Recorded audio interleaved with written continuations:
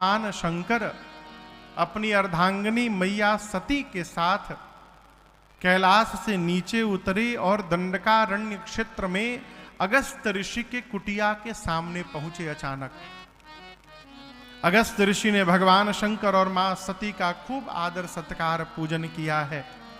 पांव में बैठकर पूजन किए, वंदना किए। और यहां दर्शन करिए। एक एक निवेदन करूं, कोई व्यक्ति यदि आपके सामने हाथ जोड़ रहा है तो इसका अर्थ यह न निकालिएगा कि वह आपसे कमजोर है। ये उसके जीवन के, उसके परिवार के संस्कार है कि वो सबको अपने से बड़ा मानता है और सबका अभिवादन और वंदन करता है। ये उसके संस्कार है। अगस्त ऋषि जब पांव में बैठकर भगवान शंकर और मां की पूजा प्रारंभ किए, इस विनम्र में डाल दिया। सती मैया सोचने लगी, जो हमारी पूजा कर रहा है वो हमको कथा क्या सुनाएगा। नियम से इनकी पूजा हमको करनी चाहिए। और ऐसा गांठ बना मन में मां सती के कि यहां दर्शन करिए। गोस्वामी जी कहते हैं 9 दिनों तक कथा भई, लेकिन सती जी केवल बैठी रही। सुनी महेश परम सुख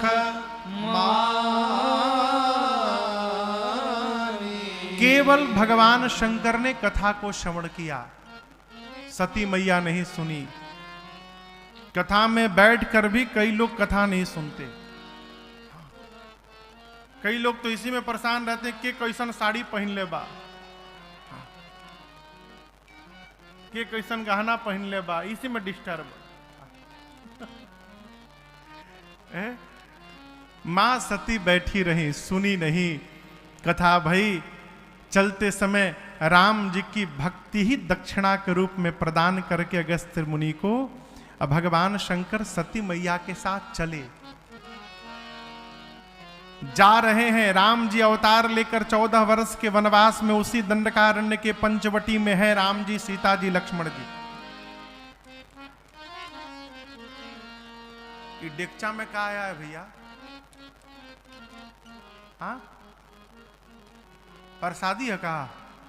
तो प्रसादी या थोड़े बटाई बाहरा ले जाइए, बाहरा बाहरा बाहरा।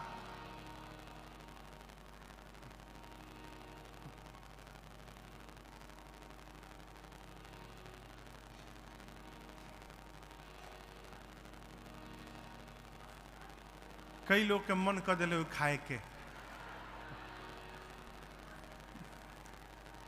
बाहर रखिए, बाहर रखिए, न तो लोग इसी में लगे का होई प्रसादी में। आज पूरा दिमाग वही में लागल हुई, क्योंकि दिन ढक्कनवा उठा के देखो ना।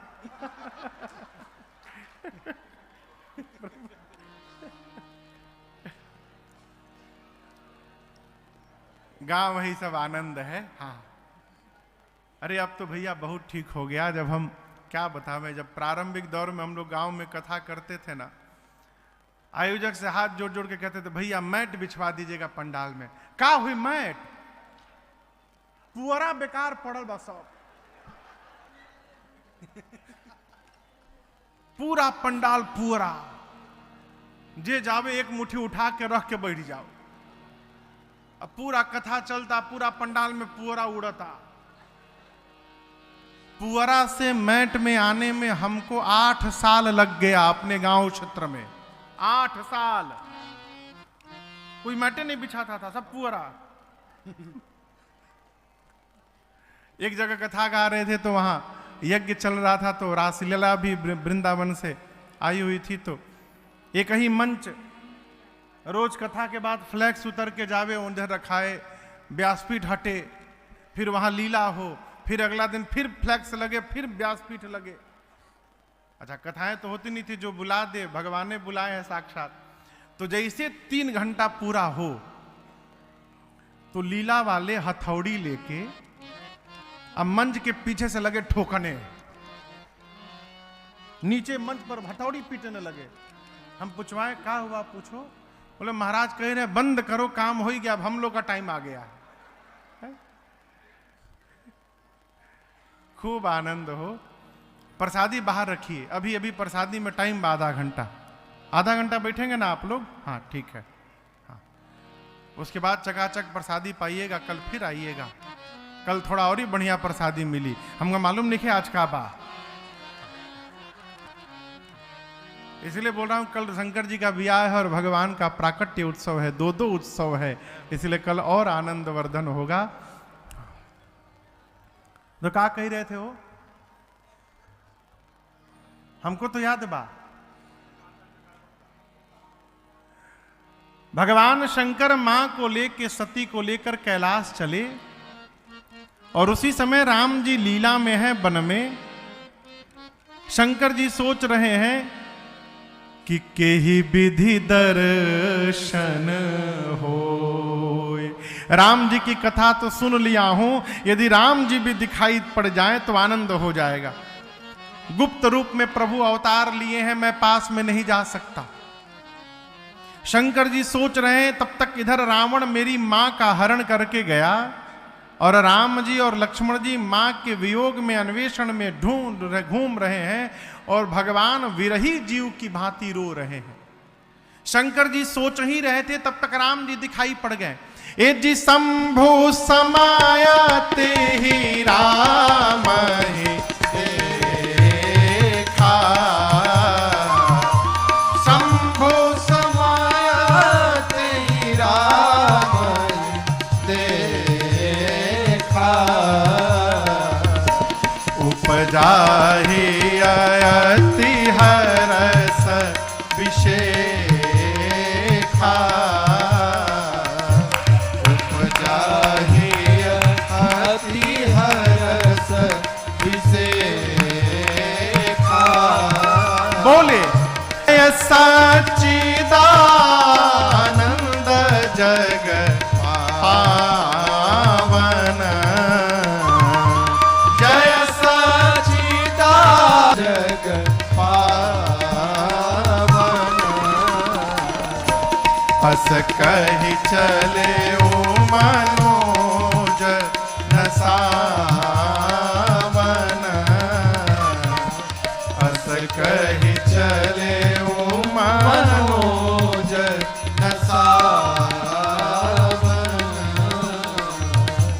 हस कहि चले ओ मनोज नसावन। भगवान शंकर ने राम जी को देखा, बाबा गदगद हो गए, ऊपर से बोले, हे सच्चिदानंद भगवान आपकी जय हो। बोलिए सच्चिदानंद भगवान की जय। जय जयकार करके शंकर भगवान सती मैया के साथ आगे बढ़े, और इसी प्रणाम ने मेरी मां सती को भ्रम में डाल दिया। सती मैया को राम जी सीता मैया के वियोग में रोते हुए दिखाई पड़े, शंकर को भगवान राम सच्चिदानंद स्वरूप में दिखाई पड़े। सती मैया सोची, जो पत्नी के लिए रो रहा है वो सच्चिदानंद कैसे होगा? ये भगवान यदि हैं तो भगवान से भला क्या छिपा है? ये जानते नहीं होंगे मेरी पत्नी कहां है, और यदि जानते हैं तो रो क्यों रहे हैं?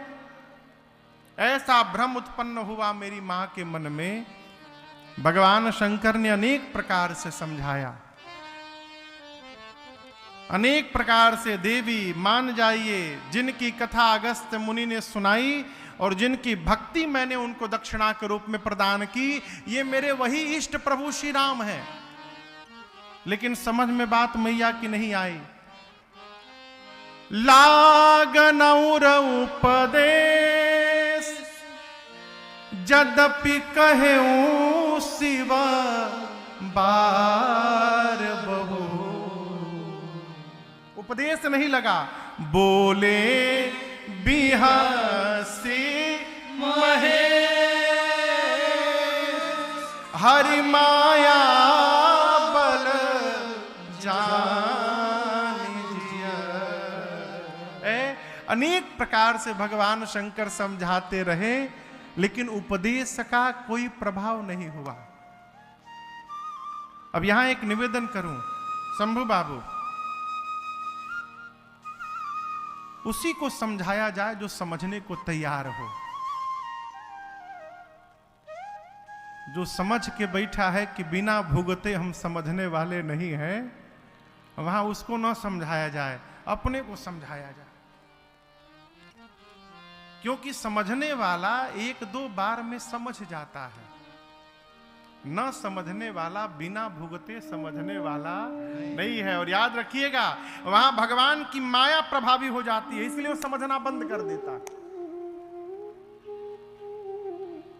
शंकर जी, आप सोच सकते हैं शंकर जी समझावें और बात समझ में ना आवे? Is it possible? नहीं। लेकिन यहां संभव हुआ। बाबा समझा रहे हैं मेरी मां को, लागना उर उपदेश। हृदय में भगवान शंकर का उपदेश नहीं लगा। यद्यपि कहे वो शिव बार बहु, अनेक प्रकार से अनेक बार कहा बाबा ने, तब बाबा अपने को समझाएं कि लगता है यहां भगवान श्री राम की माया प्रभावी हो गई है। हरि माया बल जान जी।